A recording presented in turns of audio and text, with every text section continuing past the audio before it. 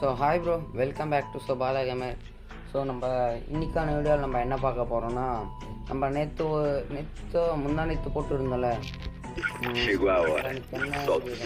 ஷார்ட்ஸில், அதான் கிஃப்ட்டுன்ற மாதிரி ஆஃபர் எவ்வளோ வந்துருக்கு பாருங்க, 79 ரூபா.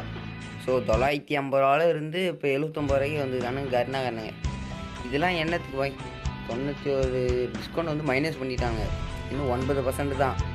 அந்த 9% ஆஃபர் கொடுக்குறானுங்க. ஒரு டைமண்டு M60 அண்டு கரோசோ அண்டு எஸ்கேஎஸ்.